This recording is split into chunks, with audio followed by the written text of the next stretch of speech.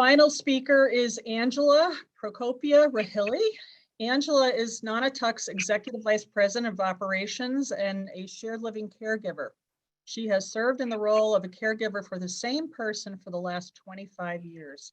Please join me in welcoming Angela. Thanks, Ellen. Hi, everyone. I'm thankful for the opportunity to speak to you today.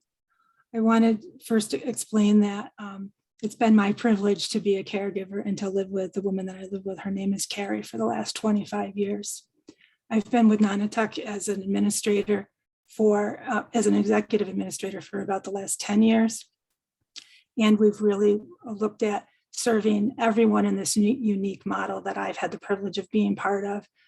Everyone that we serve here, over 1,000 people, is in a role, has a caregiver who lives with them in a home setting, right? Not in a group home setting. They live with people who we call shared living providers. And there is no kind of a shift or staff change that happens. And I am very happy to I want to tell you that it was a great experience of my life for Carrie's family to meet me, interview me, and for Carrie to hire me 25 years ago. I moved in with her with 2 young boys as a single parent. And my children were only 18 months old and 3.5 years old. We grew together and our families melded together, and we had a very stable life and a wonderful home life.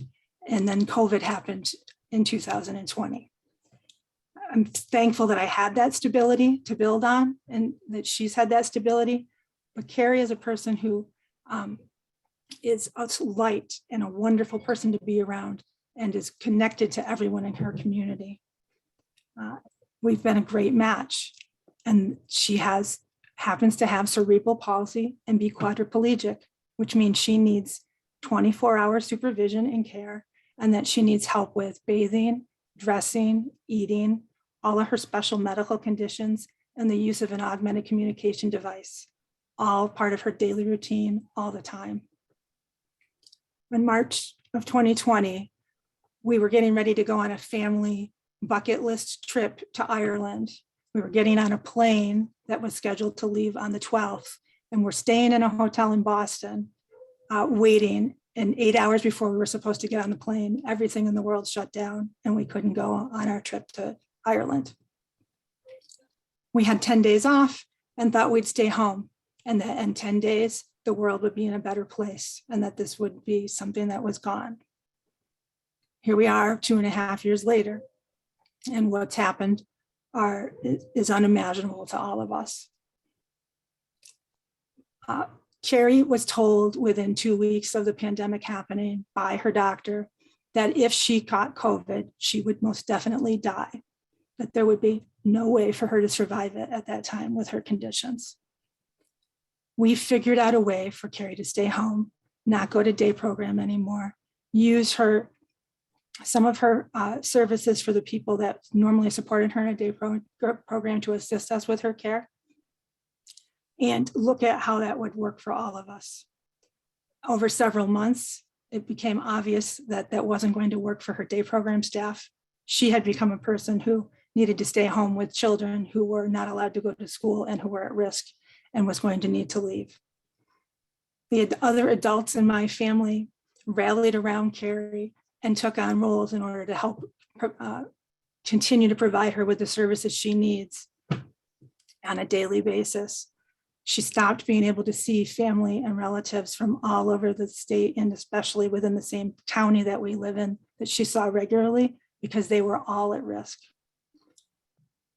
My husband and one of my adult sons both left full-time jobs that they had because they were too dangerous. One of them worked in a nursing home, and one of them worked for a group home, and it was too dangerous for them to come in and out of our homes and be around Carrie and our family in order for her to have a safe lifestyle. I tell you these things as a snapshot into our lives over the last 2 years, but also to make sure that you recognize that this caregiver role across the state is something that all of these households, most of them, had to make these kinds of decisions in order to continue to provide care as caregivers statewide. The foundation we had is great. but it's crumbling. And Carrie and I talk about it like it's a game of Jenga in the last couple of years. We've built this beautiful tower, and we've been asked, as you all know, to do more with less as the needs continue to grow. It's great to be able to say that we can use virtual stuff instead of being in person with each other. You can only do that to a certain extent. And when you're living with someone who has significant communication needs and self-care needs, the internet is just not the same as being able to have in-person contact, touch. I would like to offer to speak to any and all of you in a much longer format than this few minutes that we have to talk about it today. And I'd like you to please remember that the caregivers are serving, as we've all talked about already, one of the most vulnerable populations that we serve in the state, and that increasing the resources available to these caregivers and to provide what they need to provide in their homes needs to stay a top priority, please. Thank you. Thank you, Angela. And thank you all for sharing your stories with us. The safety net support and services our staff and our caregivers have provided over the course of this pandemic has been absolutely amazing. Our staff are the backbone of the community-based service system, and safety net services cannot be provided